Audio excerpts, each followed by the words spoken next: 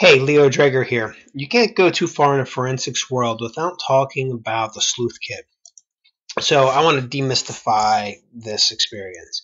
First thing you're going to need to do is basically install the tool.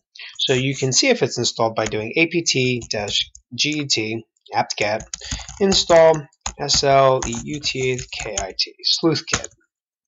Okay, now I've already got it installed, but basically you can kind of read this below just to see where my particular system is. If on your system, if you don't have this installed, this would prompt through. You'd have to say yes and then follow it through. You'll be fine.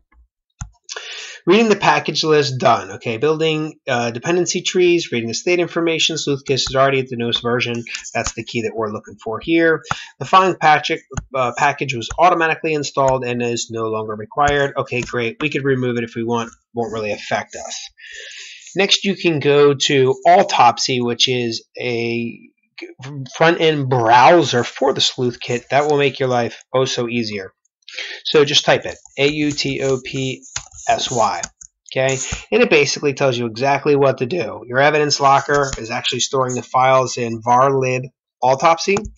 The remote host, or I'm sorry, the remote host is localhost. The local part that it's on, open your web browser and go to this location. Okay, well, we'll just have to follow the instructions that it's giving us. And let's go ahead and copy that. Open your web browser and simply paste it in. Okay. Warning, your browser security has JavaScript enabled. That'll be just fine. You don't need JavaScript to use Autopsy, and it's recommended to be turned off for security reasons. You'll be fine, especially if you're in an isolated environment. So what you can do is you can open a case if you've already have one, a new case, or you can get the help files right here, or you can go visit their project accordingly. So we're going to do a new case. Now, anybody in the world of forensics is going to have to understand case and case management.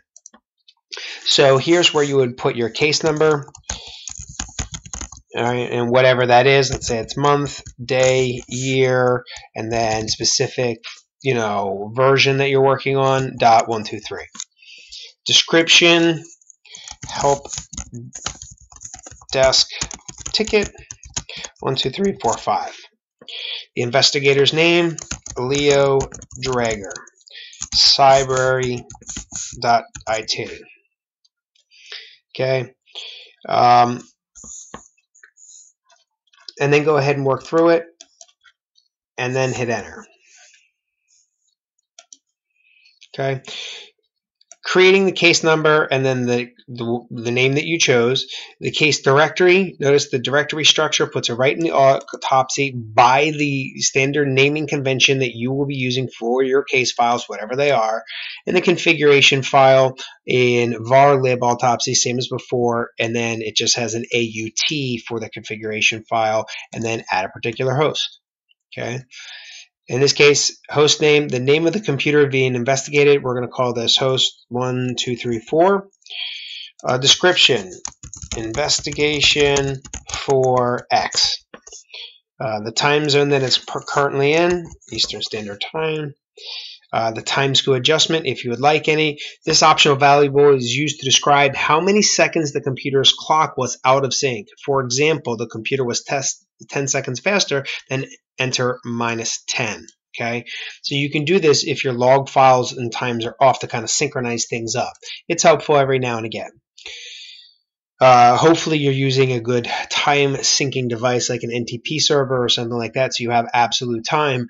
But if you don't, you can adjust accordingly. Part of the alert hash database, an optional hash database of the known bad files. So if you have that database created, you can go ahead and list it here. Or path of ignore hash database, okay, of known good files. The way to think about this is blacklist and whitelist, okay, for certain files. Then you can add a particular host. Added host, and the name of the host, and then of course the case number. To the directory, nothing's changed here, except notice it's just creating more files further down in the hierarchy. Then you can add an image.